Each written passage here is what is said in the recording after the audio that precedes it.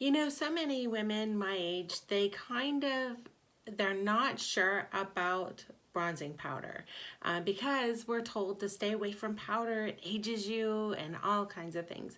So I find that true in a few different types of makeup products if you're going to use on your face when you use powders.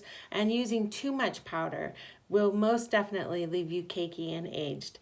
But bronzing powders you shouldn't be afraid of. Sometimes they'll use a bronzer, not a blush, but I use my bronzer to give me that sun-kissed glow. So I've got Lime Life has 5 different types of matte bronzers, and I've tried a couple.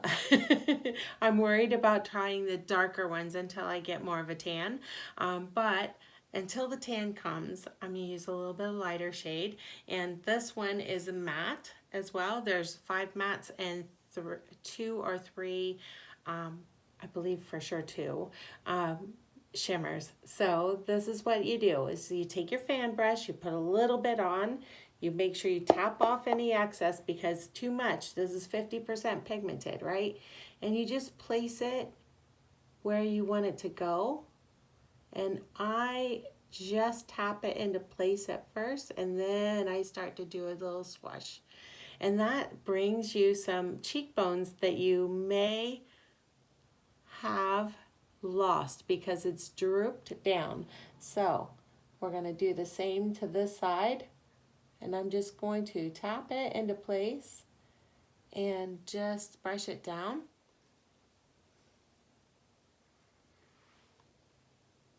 And that gives you a cheekbone back to where it was. Another really cool thing about bronzers for women my age, mature skin, you can use it to hide things such as these cute little saddlebags here that we tend to get. You can just tap a bit and make some shadowing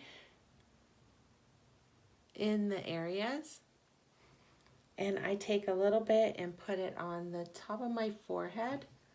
I stay away from the temples because we want to make sure that that's lightened. You really don't want to make yourself look like a skull. Not when you're my age.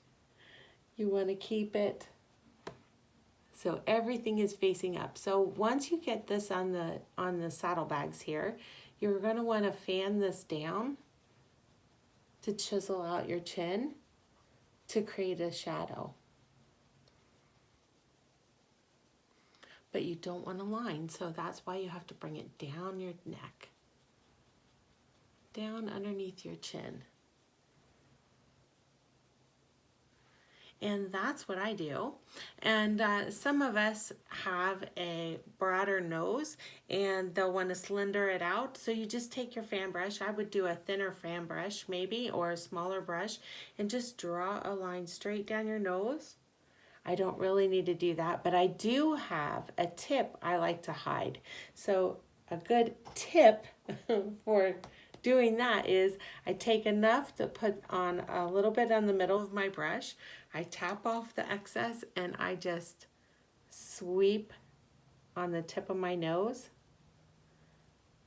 Whole nother way of saying brown noser. So you want to shadow it, but it doesn't want to, you don't want it to look like it's there. Just kind of. This is another area that we have concerns with when we're older, so a lighter contour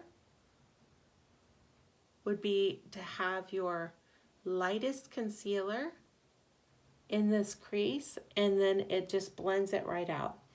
I'll just grab mine and fix it. I have Concealer Zero by Lime Life. And I'm just going to take it and I'm going to put it right at each of my creases.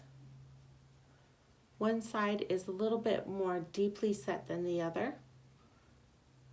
You just want to keep it in the crease and fan it out. Now, be careful how much you put on because we don't want it cracking during the day.